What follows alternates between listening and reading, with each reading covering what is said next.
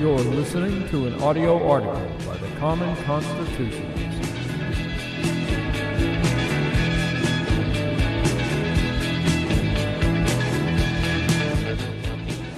Today's article is entitled, Tillerson Should Be Next to Go.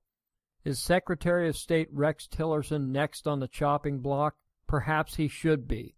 Despite what you may think of Donald Trump, he's still President of the United States and CEO of the executive branch. As such, all cabinet secretaries serve at the behest and pleasure of the president. This can be a problem for some, particularly those who have transitioned from the private sector, where they were the big cheese and now must suddenly become a subordinate. Recall the exchange at the White House after Ronald Reagan was shot, when Alexander Haig uttered his infamous statement, "As of now, I'm in charge." Quote, "Constitutionally, gentlemen, you have the President, the Vice President, and the Secretary of State in that order, and should the President decide he wants to transfer the helm to the Vice President, he will do so," Haig explained to reporters in the White House press room, apparently forgetting that the House Speaker and the Senate's President pro temp come before the Secretary of State in the line of succession. And then, in a dozen words that would become famous or infamous, he said, quote, "As of now, I am in control here in the White House," unquote.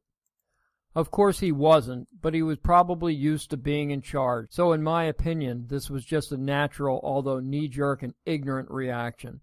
He had been an important man for decades, as an Army general, then Chief of Staff to Nixon and Ford, and Secretary of State to Reagan. Trump may find he'll have to take a long look at many of his appointees, ex-bigwigs, billionaire CEOs, etc. These guys are used to being in charge, and some have been the ultimate decision-maker for decades in their fields. Now they find themselves playing second and third fiddle to a president they may not agree with on every policy issue. This may be a problem with Tillerson. Quote, "The State Department under Secretary Rex Tillerson has been locked in a growing power struggle with the White House that has angered officials in the West Wing and sparked claims that the Trump administration's top diplomatic organ is now in open war with the White House on a range of critical issues, including the Israeli-Palestinian impasse, Iran, the crisis with Qatar, and other matters, according to sources who spoke to the Washington Free Beacon about the situation," unquote.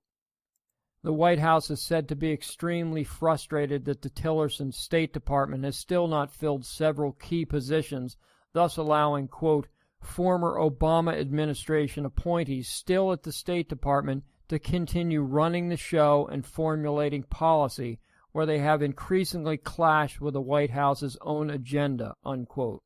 This despite being sent multiple lists of potential candidates. These lists have been completely ignored.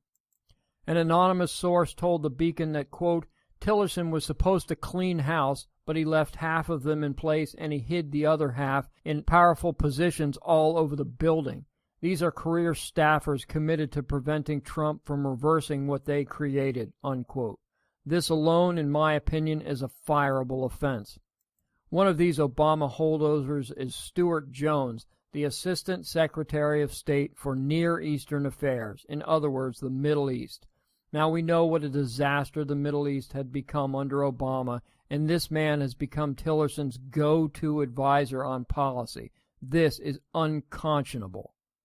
One of Trump's campaign promises was to undo the Iran deal.